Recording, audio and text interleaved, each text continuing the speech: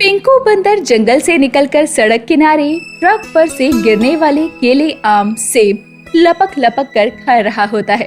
तभी एक बड़े से ट्रक से एक पंखा गिर पड़ता है, जिसे देखकर पिंकू बंदर कालू कौवे से कहता है, अरे कालू देख तो ये क्या बला है, ये तो बड़ा अजीब लग रहा है। जरा इसे देख तो, इंसान की दुनिया में इसे क्या कहते होंगे। अरे अपूर्ण को क्या पता इसे क्या कहते होंगे। अपूर्ण तो बस पूरे दिन काव काव करता है, खाना खाता है और सो जाता है। पिंकू उस पंखे को घुमा घुमा कर देख रहा होता है। तभी उसे उस पंखे में एक लाल रंग का बटन दिखता है, जिसे वो दबा देता है और पंखा चल जाता है। पंखे से तेज तेज हवा चल रही होती है और उस हवा में पिंकू को बहुत मजा आ रहा था।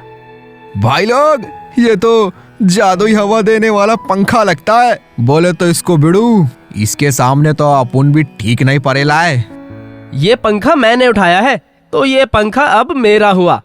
और कालू, तू जंगल में जाकर ये खबर सब तक पहुंचा दे।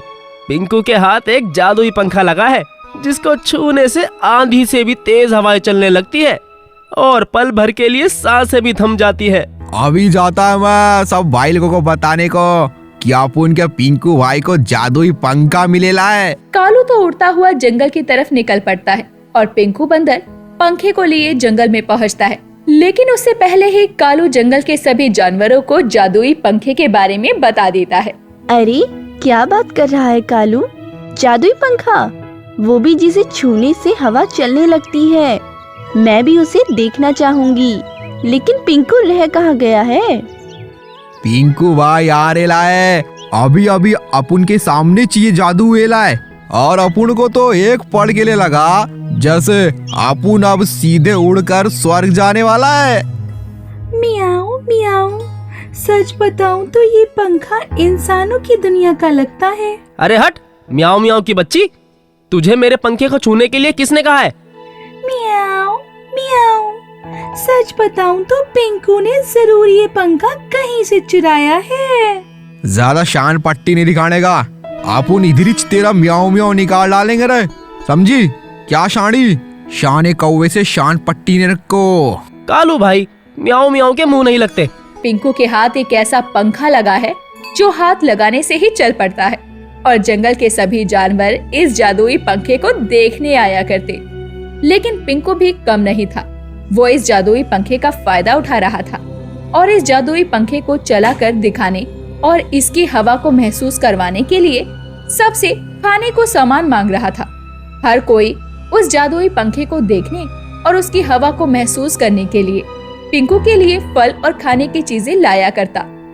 हालांकि पिंकू का चेहरा कालू कौवा बन चुका था। तेरे को कितनी बार समझाइला है रे, लाइन में आने का, लाइन में। अभी तू अपुन का दिमाग गरम कर रही है। मियाऊ मियाऊ, सच बताऊं तो ये जादुई पंखा तो बहुत ही प्यारा है। कालू भैया, जल्दी से मुझे पंखे की हवा खानी है। म्याऊ म्याऊ की बच्ची, अपुन के लिए क्या लाई लिए तू? कालू भैया, मियाऊ मियाऊ, सच बताऊं तो मैं आपके लिए रोटी लेकर आई हूँ, गर्मा गर्म और ताज़ा रोटी है। पास के घर से चुरा कर लाई हूँ, जो जंगल के उस पार है। जिंदगी में पहली बार सही काम करे लिए तू। क्या बात है, क्या बात है। सबको लाइन में ले कालू, और सबसे बराबर खाना लेते रहना, और जो खाली हाथ आया है उसे लौटा दे। एकदम कड़क खाने की बीच भाईचारा रखो। पिंकू अब धीरे धीरे आलसी होता जा रहा था। इतना ही नहीं, पिंकू का वजन भी काफी बढ़ गया था, क्योंकि वो बैठा बैठा खाना मंगवा कर खाने जो लगा था और जादुई पंखे की हवा के लिए वो लोगों से अच्छा खासा खाना पीना जो वसूल कर रहा था। गजनी बहन, आज मैं जब पिंकू के उस जादुई पंख से हवा खाने गई तो कालू ने मुझे वहाँ से भगा दिया और कहा कि जब तक खाने पीने की चीजें नहीं लाएगी तब तक हवा तो क्या, पंखा भी नहीं देखने दूंगा। ये तो तू ठीक कह रही है। इस कालू और पिंकू की मनमानी कुछ ज्यादा ही हो रही है। लगता है मुझे ही कुछ करना होगा, वरना दोनों बैठे बैठे खा खा कर सुअर होते जा रहे हैं। लेकिन कहावत में तो हाथी है कि खा खा कर हाथी होते जा रहे हैं, फिर ये सुअर कहाँ से आया? तो तू क्या चाहती है, मैं खुद ही बदनामी करवा लूं? खैर, ये बात अभी तक जंगल के राजा गजोदर तक नहीं पहुंची है। मैं उम्मीद करती हूँ कि जल्द ही पिंकू को गजोदर ही सबक सिखाएंगी, क्योंकि पिंकू सिर्फ जंगल के राजा गजोदर से ही डरता है। अब जैसे तैसे ये बात गजोदर तक पहुँच ही जाती है। क्या बात है? सुना है जंगल में पिंकू जादुई पंखे का खेल दिखा रहा है। मैं भी वही खेल देखने आया हूँ। कहाँ है कालू, तुम्हारा मालिक? पिंकू भाई, कोई गजोदर आयला है अपना जादुई पंखे का जादू देखने वास्ते। कौन है? गजोदर? अरे तू जंगल के राजा का नाम कैसे ले सकता है? कहाँ है वो? अरे अपुन भी भूल गया था कि आपके सिवा इस जंगल का शहंशाह गजोदर ही है। अब तुम दोनों ने मुझे पहचान लिया है तो मुझे जादुई पंखा भी दिखा दो, मैं भी तो देखूं ऐसा क्या है उस पंखे में। पिंकू भाई, क्या इसे अपुन भी कर लेगा क्या? तू क्या चाहता है? इसके हाथों में मर जाऊं? चुपचाप इसे आने दे और पंखा देखकर जाने दे। अब पिंकू पेड़ से नीचे उतर कर आता है और अपना जादुई पंखा दिखाते हुए पंखे का बटन दबाता है और पंखा चलने लगता है। हालांकि ये पंखा बैटरी पर चलने वाला पंखा था, जिसके बटन दबाते ही ये चल पड़ता और जंगल के जानवरों को ऐसा लग रहा था कि पिंकू कोई जादू कर रहा है। ये तो बड़े ही कमाल की चीज है। रात को इसे लगा कर सो जाओ तो ऐसा लगता है स्वर्ग में सो रहे हैं। अब तो ये मुझे चाहिए ही चाहिए। अपुन के होते हुए अपुन के मालिक का सामना अपुन भी देखता है। कैसे तू लेकर जाता है रे? जंगल का राजा होने के नाते अपुन भी तेरे को पंजा मारकर इस जादुई पंखे को लेकर जाता है। समझा क्या शाणे कौवे? पिंकू भाई का चेला है अपुन। दिखने में बस शॉर्ट है रे ले, कारनामे बहुत ही बड़े बड़े किए ले अपुन ने। मालिक, आप ये पंखा ले जाओ, जान बची तो दूसरा दिखा लूंगा, लेकिन अभी आप इसे ले जाओ। और कालू, तू क्या आप उनका चेला झमेला कर रहा है? जान प्यारी है या नहीं? पिंकू तक तो पंखा ठीक था, लेकिन जब जंगल के राजा गजोदर के पास वो जादुई पंखा पहुंचता है तो गजोदर पिंकू से भी ज्यादा मनमानी करने लगता है। उसने तो जादुई पंखे का खेल दिखाने के लिए जानवरों को अपना शिकार बनाना शुरू कर दिया था। गजनी बहन, मैं माफी मांगता हूँ। मेरी वजह से जंगल के जानवरों की जान जा रही है, वो भी उस जादुई पंखे की वजह से। जो भी वो जादुई पंखा देखने जाता है, गजोदर उन्हें ही मारकर खा रहा है। मैंने तो पहले ही कहा था, ये पंखा एक ना एक दिन बड़ी मुसीबत खड़ी करेगा। और लो, मुसीबत आ भी गई। अब बताओ मैं क्या करूं? मियाऊ मियाऊ, सच बताऊं तो आप ही कुछ कर सकती हैं गजनी बहन। अपुन भी बहुत शर्मिंदा है। अपुन को भी समझना चाहिए था। पिंकू तो है ही चितकम दिमाग का। अब तुम लोग ही बताओ मैं क्या करूं? शेर यानी जंगल के राजा इस गजोधर से लड़ पाना किसी के वश में नहीं है। वह महाबली ताकतवर है। आप कहती हैं तो अपुन उस गजोधर का ध्यान भटकाता है। इतने में उस पंखे को जाकर नदी में डालाओ, सारा झमेला ही खत्म। हाँ, ना रहेगा बांस और ना बजेगी बांसुरी। सारी मुसीबत की जड़ यही पंखा है। अपुन तो गजोधर का ध्यान भटकाने के लिए रेडी चे। बाकी का काम तुम लोग देख लेना। जंगल के जानवर धीरे धीरे कम हो रहे थे, जिन्हें गजोधर अपने जादुई पंखे का जादू दिखाने के साथ ही खा जाया करता। लेकिन जंगल के बचे कुचे जानवर उस पंखे को नष्ट करने का प्लान बनाते हैं और कालू गजोदर को परेशान करता हुआ उसका ध्यान भटकाता है और गजोदर भी कालू को पकड़ते हुए जंगल में इधर उधर भागने लगता है। तभी गजनी गजोदर की गुफा में पहुंचती है और अपने भारी भरकम पैरों से उस जादुई पंखे को कुचल देती है। मियाऊ मियाऊ, सच बताऊं तो इसका अंत तो होना ही था। जो होता है अच्छे के लिए होता है। मुझे भी इस बात का बहुत दुख है कि मैं इस पंखे के चक्कर में अपने दोस्तों, अपने जंगल के जानवरों से अलग हो चुका था और मेरी वजह से कई जानवरों की जान भी गई। मुझे माफ कर देना मेरे प्यारे दोस्तों। जहाँ एक तरफ गजोदर अभी भी कालू का पीछा कर रहा होता है, वहीं दूसरी तरफ जादुई पंखे का अंत हो चुका था। और जब गजोदर अपनी गुफा में वापस लौट कर आता है तो वो उस जादुई पंखे को चूर चूर देखकर समझ जाता है कि ये जंगल के जानवरों का ही किया धरा है। लेकिन वो कर भी क्या सकता था? अब वो बस हाथ मलता रह जाता है। पिंकू बंदर जंगल से निकलकर सड़क किनारे ट्रक पर से गिरने वाले केले, आम, सेब लपक लपक कर खा रहा होता है। तभी एक बड़े से ट्रक से एक पंखा गिर पड़ता है, जिसे देखकर पिंकू बंदर कालू कौवे से कहता है। अरे कालू देख तो ये क्या बला है, ये तो बड़ा अजीब लग रहा है। जरा इसे देख तो, इंसान की दुनिया में इसे क्या कहते होंगे। अरे अपुन को क्या पता इसे क्या कहते होंगे। अपुन तो बस पूरे दिन काव काव करता है, खाना खाता है और सो जाता है। पिंकू उस पंखे को घुमा घुमा कर देख रहा होता है। तभी उसे उस पंखे में एक लाल रंग का बटन दिखता है, जिसे वो दबा देता है और पंखा चल जाता है। पंखे से तेज तेज हवा चल रही होती है और उस हवा में पिंकू को बहुत मजा आ रहा था। भाई लोग, ये तो जादुई हवा देने वाला पंखा लगता है। बोले तो इसको बिड़ू, इसके सामने तो अपुन भी ठीक नहीं पड़ेला है। ये पंखा मैंने उठाया है, तो ये पंखा अब मेरा हुआ। और कालू, तू जंगल में जाकर ये खबर सब तक पहुंचा दे। पिंकू के हाथ एक जादुई पंखा लगा है, जिसको छूने से आंधी से भी तेज हवाएं चलने लगती है और पल भर के लिए सांसें भी थम जाती है।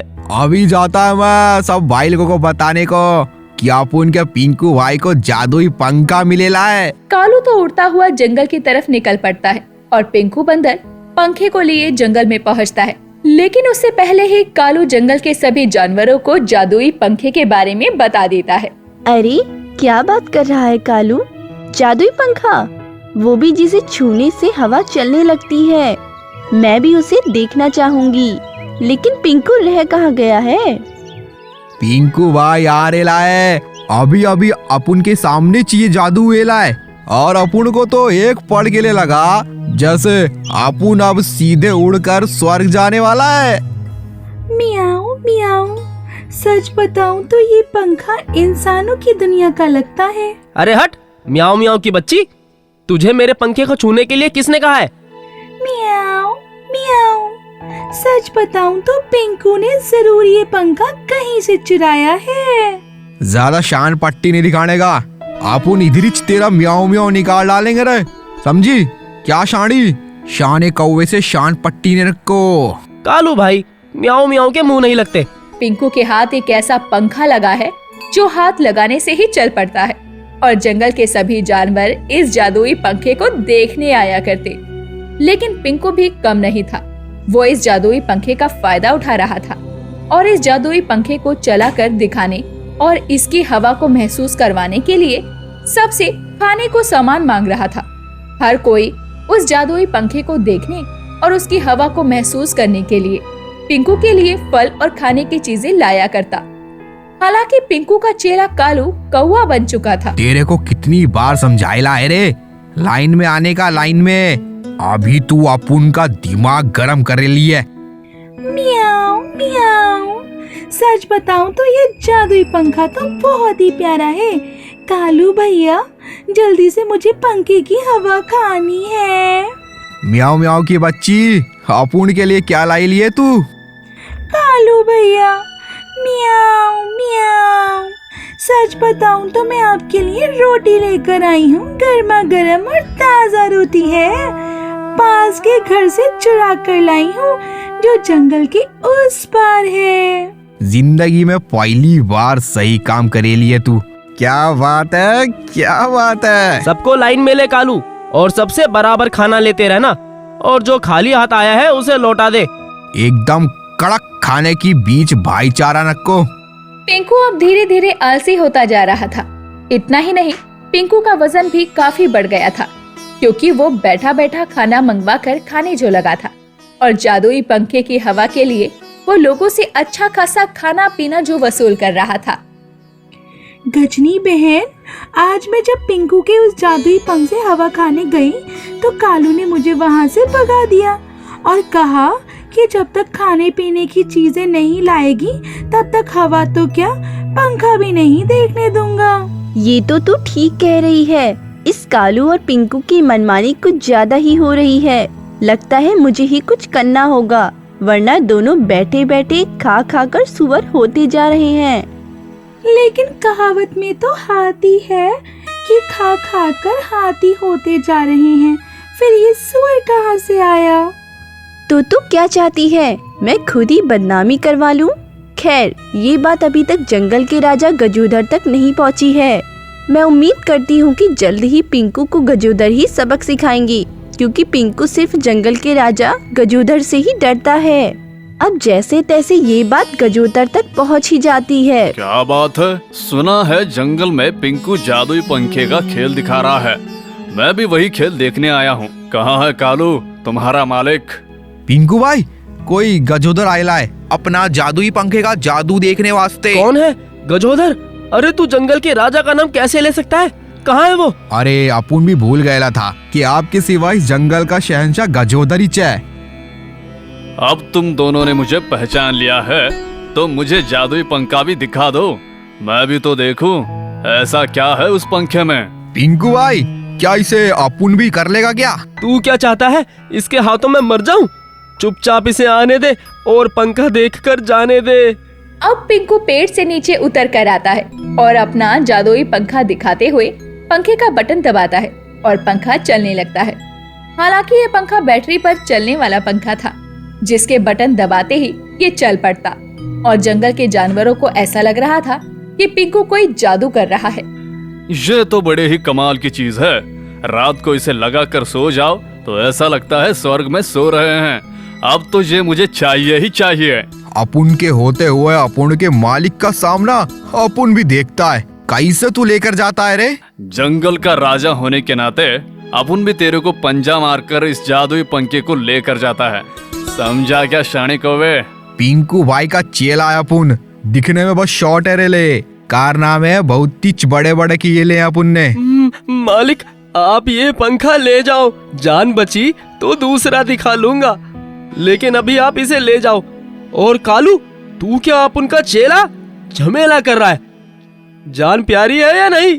पिंकू तक तो पंखा ठीक था, लेकिन जब जंगल के राजा गजोदर के पास वो जादुई पंखा पहुंचता है तो गजोदर पिंकू से भी ज्यादा मनमानी करने लगता है। उसने तो जादुई पंखे का खेल दिखाने के लिए जानवरों को अपना शिकार बनाना शुरू कर दिया था। गजनी बहन, मैं माफी मांगता हूँ। मेरी वजह से जंगल के जानवरों की जान जा रही है, वो भी उस जादुई पंखे की वजह से।